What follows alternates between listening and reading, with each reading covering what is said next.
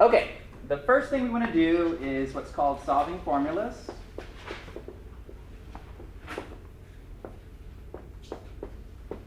For a variable. So we've already done problems like this, but now instead of just, one variable like x and a bunch of numbers, you're going to have multiple variables, and then you're going to be asked to solve for a specific variable. Okay? So that's kind of how these problems work. You still use all the same steps we used before, but they look a little bit more difficult just because they're formulas and not just numbers and one variable. Okay? So first example here. Y minus 4 over x minus 7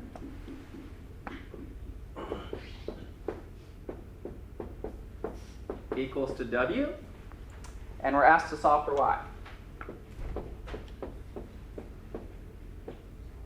Okay? In your previous homework, you would have an equation with just one variable, like they're all x's, and then it's clear that you solve for x. But now you're going to have multiple variables, and here we're asked to solve for y. Okay? So at the end of this thing, my goal here is I need to get y equals, and then a bunch of stuff without y in it. Okay? All right. Y is already kind of in the numerator here. What are some steps? Right now, it's subtract. There are 4 being subtracted, and we're dividing by this x minus 7. What are some things I could do? Can you multiply the x minus 7 by the w? Sure. And what is that doing? Excuse me. What is that doing, basically? You're multiplying. Right. So, it's pretty much the same thing as what we have been doing, right? You're getting an LCM of x minus 7, and you're multiplying both sides by x minus 7. But in this instance, when you have a single fraction equal to a single fraction, another way of doing that exact same thing is what we call cross multiplying, okay? And it gives you the same results, okay? So whether you write x minus 7 on both sides, here and here, and reduce, or you cross multiply, in either instance, you're going to get the same first step, which will be y minus 4 equals w parentheses x minus 7. Okay? No matter how you do it, that's what's going to happen. All right, we're almost done, actually. What's the only thing left to do to get y completely by itself? Yeah, add 4 to both sides. So you could distribute that out and add 4. So let's see, y minus 4 equals wx minus 7w. And then I'll add 4 to both sides. And we're done. So y equals wx minus 7w plus 4. Okay. Y has been completely isolated. Y equals a bunch of stuff without y. So that's kind of a warm-up problem. That one wasn't too bad. Okay? So that's the answer. That's it, yeah. Now, let's step up the difficulty level a little bit here.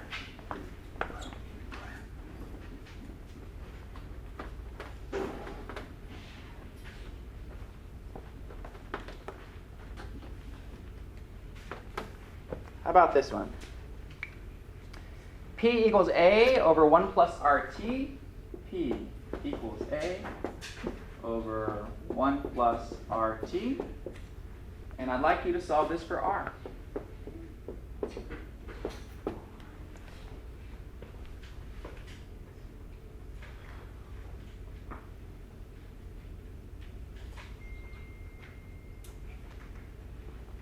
Okay, again, here we can put this P over 1 if we want. We have a single fraction equal to a single fraction. So what is my LCM on this problem? 1 plus RT. 1 plus RT, right? So you can put 1 plus RT here, 1 plus RT here, and reduce, which is the same thing as if you have a single fraction equal to a single fraction, you can cross multiply. You'll get the same first part, okay? So once you've finished that first part, you're going to be left with P parentheses 1 plus RT equals to A.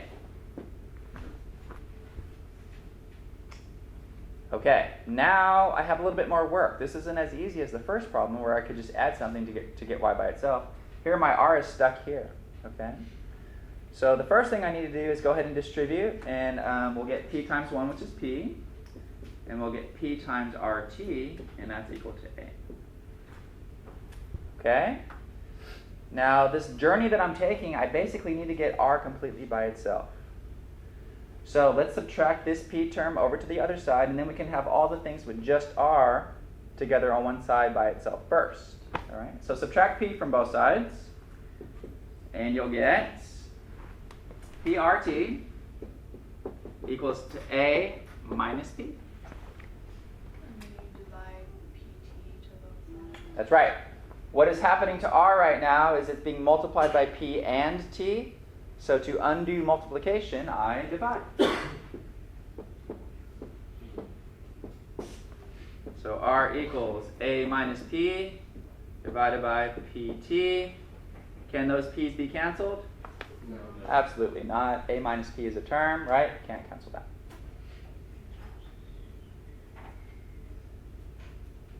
Okay? It's exactly the same work that we did last time, but there's more variables now. So we're solving for a particular variable. All right? All right, let's see. Let's do a warm-up problem for the next problem that I want you to be able to do. What happens when you're solving for a variable and it's located in more than one spot? For instance, wy minus x equals cy plus z. And we're solving for y. So I'm doing this problem as a warm-up for the next problem that we're going to do. And the reason why I want you to do this problem is because the variable I'm solving for is located in more than one place. Everyone see that? So your first step is you got to get those terms that have y in it together on one side and move everything else to the other side. Okay, so do that first. Get that x over to the other side, bring that cy over to this side. So we have the things with y together on one side first. Okay? So that's two steps. See if you can handle those two steps. Add x to both sides and subtract cy from both sides. Go ahead and do those two steps at your on your paper.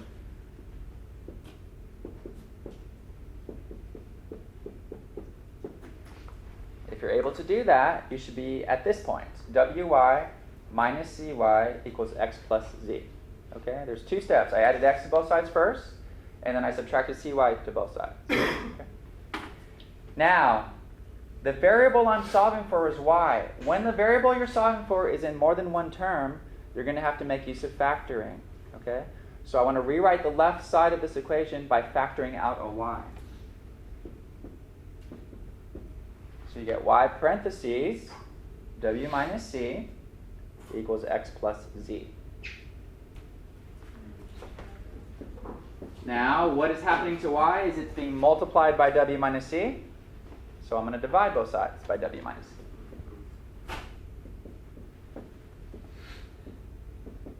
Okay?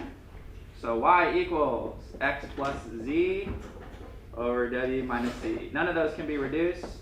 So you can leave it in parentheses if you want. And that's it. So keep in mind, when the thing that you're solving for is in two spots, you got to get those things together and then factor it out. So at the end, we can get just a single y here. Okay? All right. I said this was a warm-up for the problem that I actually want you to do.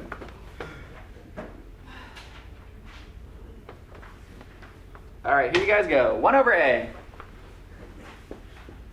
plus 1 over b equals 1 over c. Solve for b. 1 over a plus 1 over b equals 1 over c. Solve for b.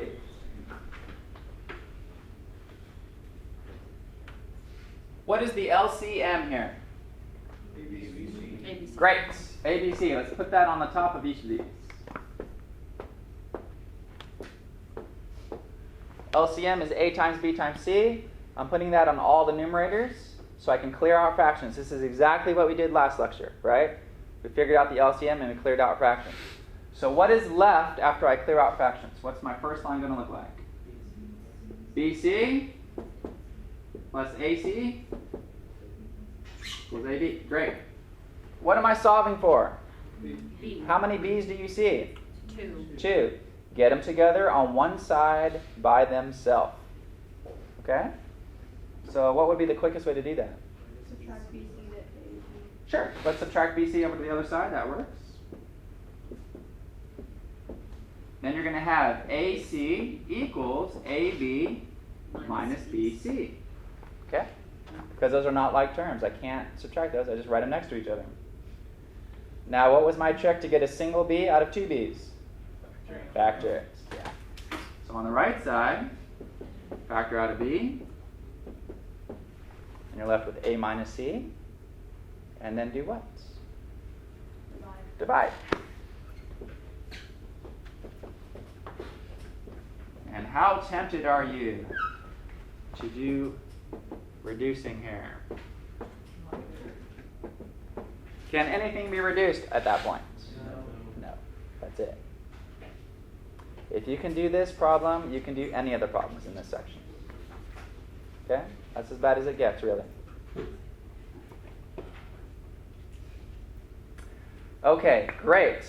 Now to finally finish this section up, we have application problems to look at. The two types of application problems that I want you to be able to know for the test are distance problems and work problems. Okay? So those are the ones that I'm interested in you definitely knowing for the test. So let's look at some application problems now. So you guys are going to have to set these up, and then once you have them set up, they're going to look like just exactly like last lecture, right? A rational equation, and then you're going to solve it using all the steps that we did last time. Okay. Tina runs 12 miles in the same time it takes her to bike 72 miles.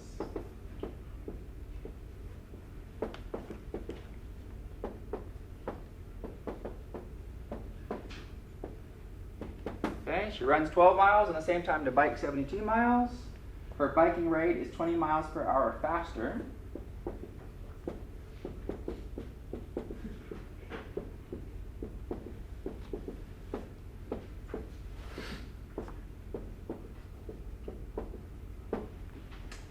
Find each rate.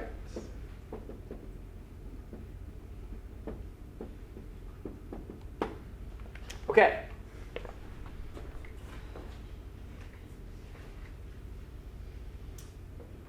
To do these type of problems, what I recommend, the way I teach it, is to make 6 boxes. Okay, something like this. And then on the top we have rate times time equals distance. So we have our rate column, our time column, and our distance column. Okay. Furthermore, there's usually 2 different forces that we're looking at, and this is pretty easy to say. It's running versus biking. Okay. So running versus biking. Now here's the goal. Let's get 4 of these boxes finished. Once you get 4 finished, then you can figure out the other 2 using algebra. Okay. And then we can figure out what we need to solve the equation.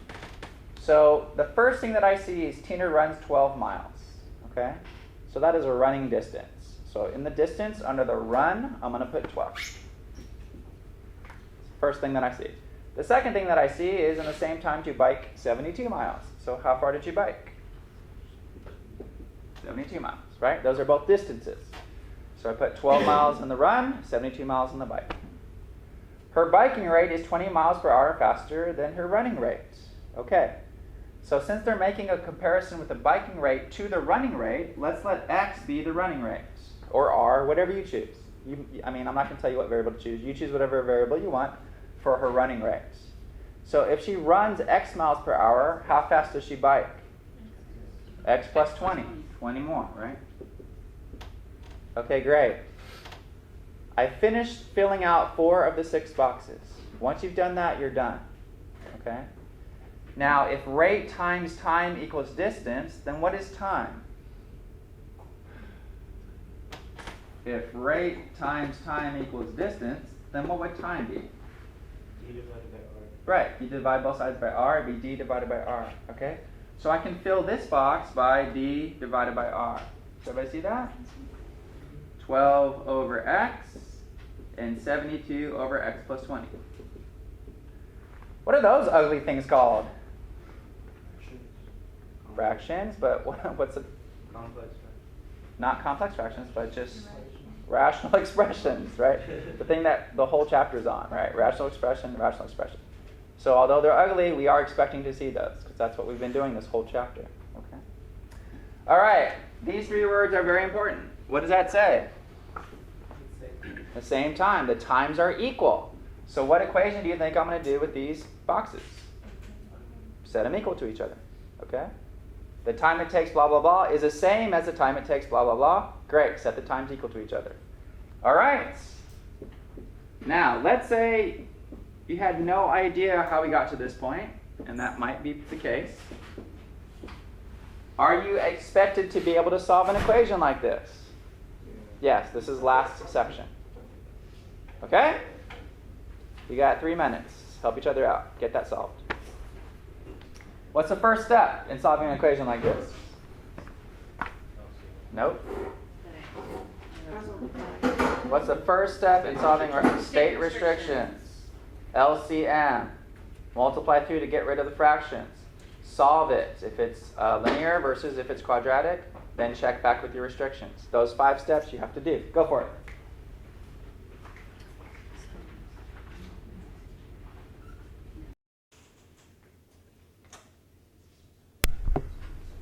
Okay, let's go over it.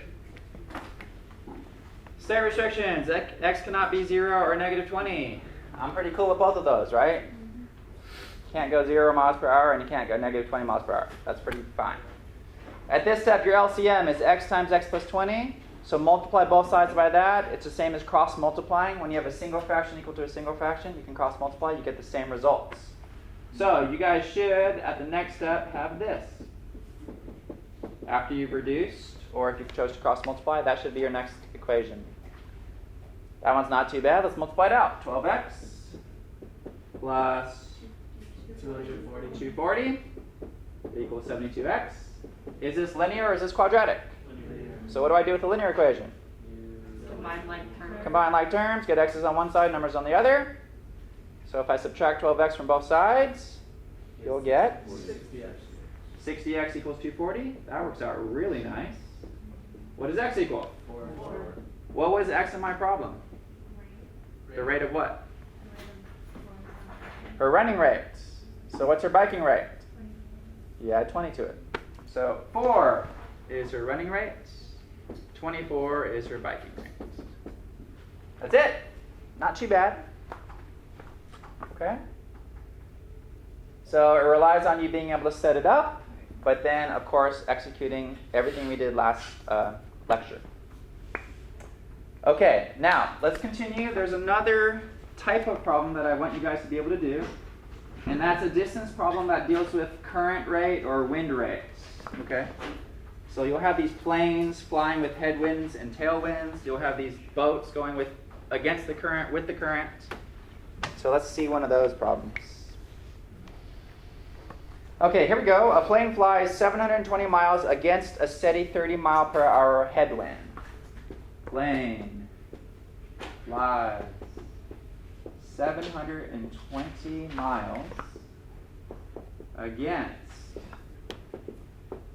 a steady 30 mile per hour headwind.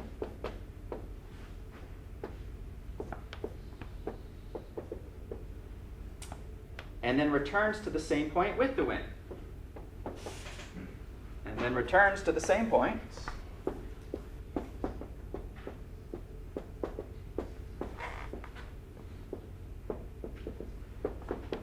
With the wind.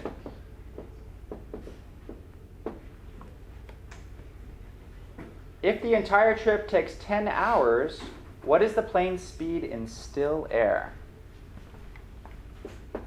If entire trip takes 10 hours,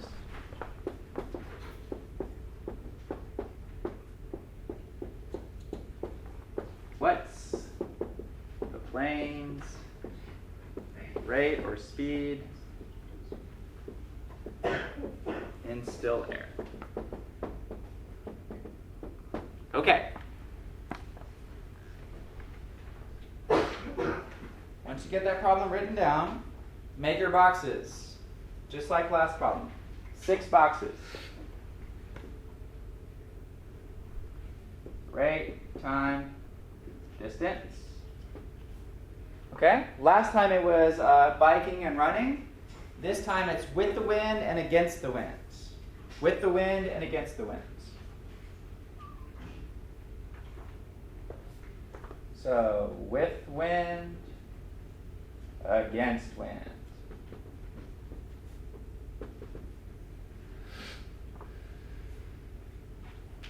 A plane flies 720 miles. That's the first number I see. What is that number? Distance. A distance. Okay? 720 miles against the headwind. So against the wind, 720. That's the first box that I'm going to fill in. Then it says it turns around and comes back with the wind. So how far does that go? 720, right? Starts at a point and then goes back to the same point. So both of those distances are 720. Okay, now this is how you guys set up with the current, against the current, with the wind, against the wind. You use how fast the current or wind is, and then you use the rate of the plane or the boat, if it's a boat, okay? So let's let x be the plane's speed or rate. This is how fast the plane is going, x miles per hour. If it's going with the wind, you're going to add to that rate by however fast the wind is blowing, okay? So if my plane is going x miles per hour and I'm going with the wind, let's add 30 with it. If your plane is going x miles per hour and it's going against the wind, you're going to subtract 30. Okay? And this 30 is because that's how fast the wind is moving. All right? That's kind of how you set up all of these problems with current and wind problems. Okay? All right. Just like last example, time is the thing that needs to be filled in, so you guys fill it in. How are you going to fill it in? Rate times time equals distance, so what does time equal? Remember the thing, I get 4 of the 6 boxes filled in. 720 over x plus 30. And 720 over x minus 30, right? Just like last problem. Okay, last problem said same time. This time was equal to this time. This problem says the total trip forward and backwards takes 10 hours. That's a different equation, right? This time plus this time equals 10. That's your equation, right? The last problem, it was like in the same time, time equal time. This time, it adds up to 10. So your equation, guys, as bad as it looks, is this.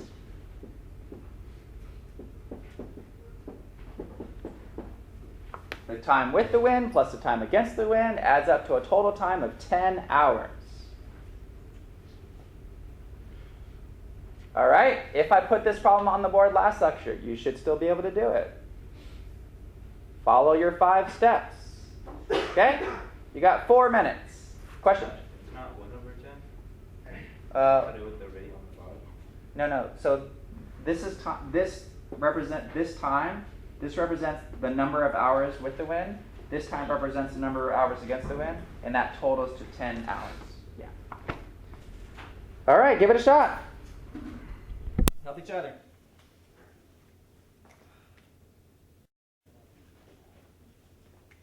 All right, let's go through it together. Step number 1, restrictions. What are they?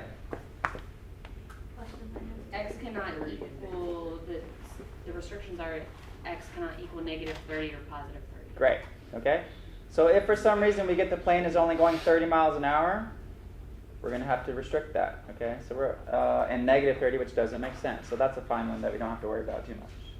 Your next step is LCM. What was your LCM? X plus 30, x minus 30. Great. X plus 30, x minus 30. So I'm assuming you put it on the tops of each of these. So let's get to that point. So you should have 720 x minus 30 plus 720 x plus 30 equals 10 x plus 30 x minus 30. Right? Huh. Did everyone get to that point? That's just step 3. That's Got 2 more to go. right there. This is exactly what we did last lecture, guys. It's all the same material. Okay, state restrictions, LCM, put the LCM on the tops of every one of them, reduce what you can. Okay. We got some big numbers here, but one thing that I noticed is we have 720, 720, and 10. This is not something you have to do, but this is something that you can do.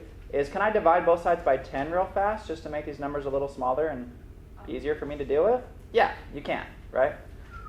Or you could leave them the same, and you could leave these numbers big if you want, but I see that 10 goes into both of them, so let's divide both sides by 10. That 10 goes away, this becomes a 72, and this becomes a 72. Just made it a little bit smaller and a little bit easier for me. All right?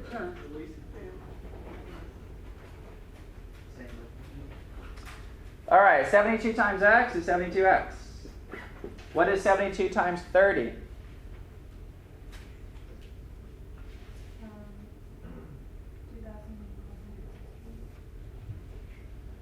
72 times 30?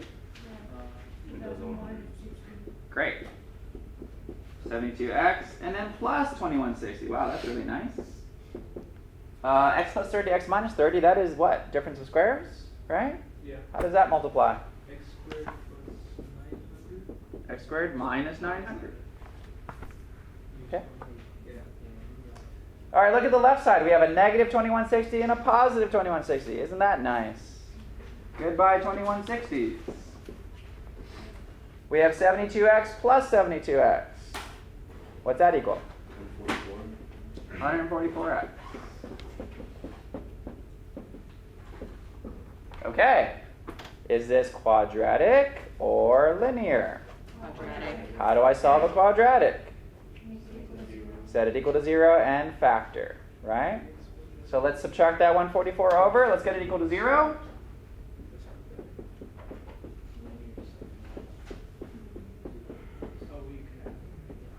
How many terms do I have?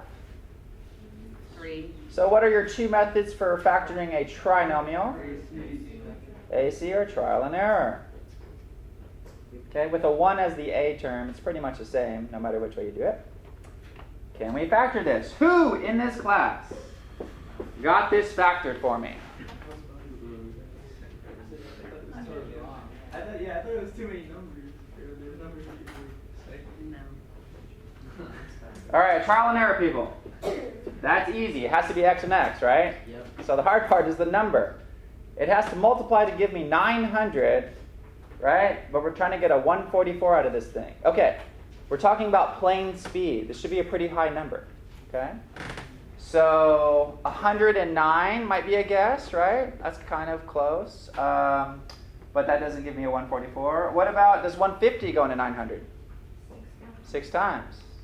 150 and 6. Wow. That's nice. Yeah. Right? So x minus 150, x plus 6. Does that work? Yep.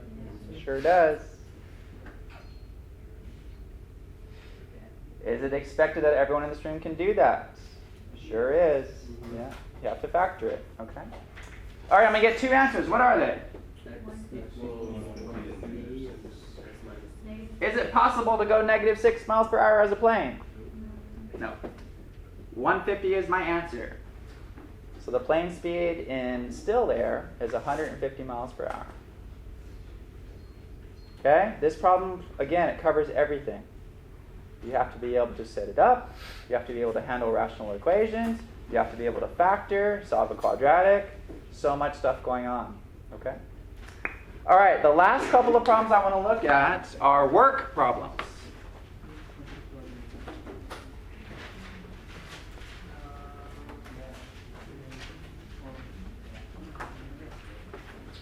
And then finally, we'll be done with this section. That's all right. I'll get it off the paper. Okay. Ronnie can paint a room in 6 hours. If D helps, the job takes only 4 hours.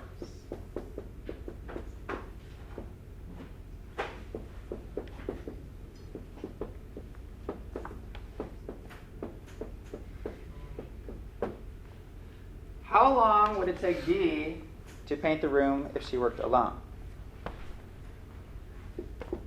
How long for D to paint room alone. All right. Now, these are called job or work problems. And they're done very similar, but you tend to use more ratios. But in any case, draw your boxes. We have two people, Ronnie and Dee. And rate times time equals JD. Job's done.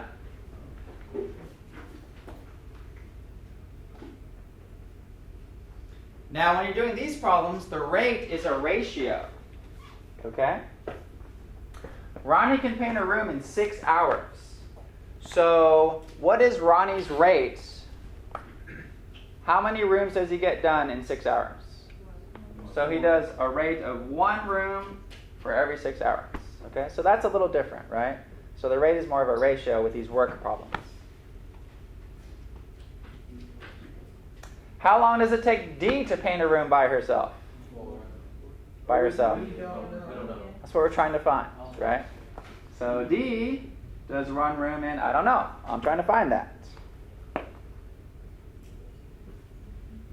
How much time did they spend together painting a room? 4 hours, right? So they painted for 4 hours. Do I have 4 of the 6 boxes filled out? Yes. Yes. Rate times time equals jobs done. Okay? So what is 1 over 6 times 4? 4 over 1. What does that multiply to? Yeah, so it's 4 over 6, which you can reduce to 2 over 3 if you want. What is 1 over x times 4 over 1? 4 over x. Okay? Now we're thinking in terms of, this is Ronnie's part of the job done. This is Dee's part of that job done. That job is painting the room. So if we take Ronnie's amount of the job done plus Dee's amount of the job done, how many rooms did they get painted in 4 hours? 1. So you take Ronnie plus D, and that equals how many jobs done? 1. That's your equation. Go ahead, solve it.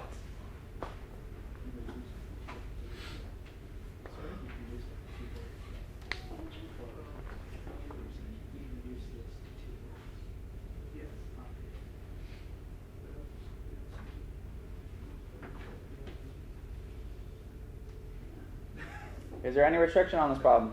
Yes. 0. Okay. What's your LCM? 6x. Multiply through.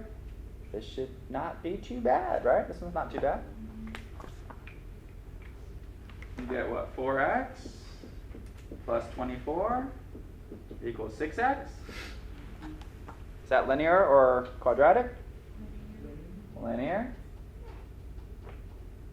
You get 2x equals 24. How long does it take Dee to paint a room by herself? Yeah, she's pretty slow. 12 hours.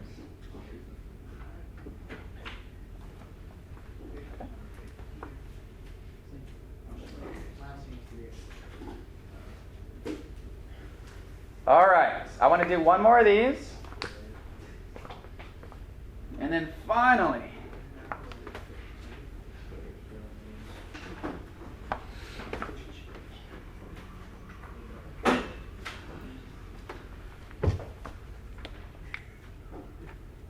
okay, Bob takes 3 hours to wash and detail a car.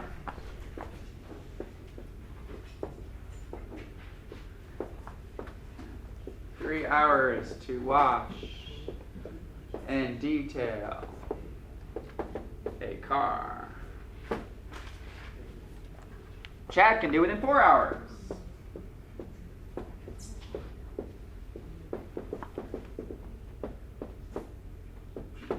How long to do it working together? How long will it take to wash and detail a car working together?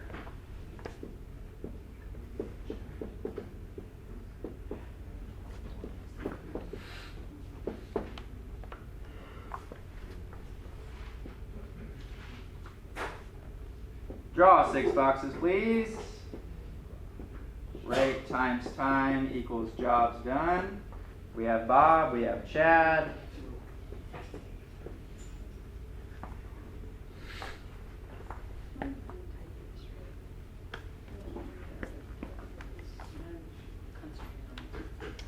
Bob takes 3 hours to wash and detail a car. What is Bob's rate? 1 car for every 3 hours. What about Chad? 1 car every 4 hours. Okay. How long will it take working together? How much time does it take them? How much time are they actually working on this car? 4 hours. We don't know. Right? So X, they're going to work on it for a specific amount of time. That's what we're looking for. Right? All right. What is 1/3 times X? Excuse me? Yes. Didn't you say 4 hours? Yeah, it says Chad can paint a room in 4 hours. Oh, 1 hour. Yeah. Okay. So if he can do it in 4 hours, there's no way working together it's going to take him 4 hours, right? Yeah. What do I get here when I multiply these? X over 3. X over 3 and X over 4. All right. Bob's part plus Chad's part equals 1 car. This is probably the easiest equation we've had all day.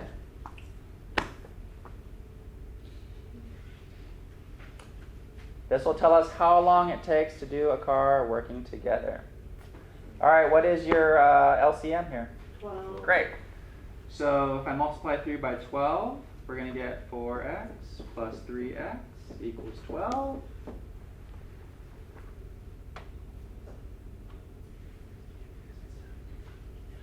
7x equals 12. How long does it take if they work together? Divide by 7. That's going to be a decimal. Give me the decimal, please. 1.71 hours. Great. Okay? So we've done a lot in this section. All right? Solving equations. There's 5 steps. State restrictions. Figure out the LCM. Multiply through the LCM to clear fractions. If it's linear, solve it. Variables on one side, numbers on the other. If it's quadratic, set it equal to 0 and factor it. Then check your answers back with your restrictions. Okay? It's the same 5 steps. And now you're adding distance problems and work-related problems.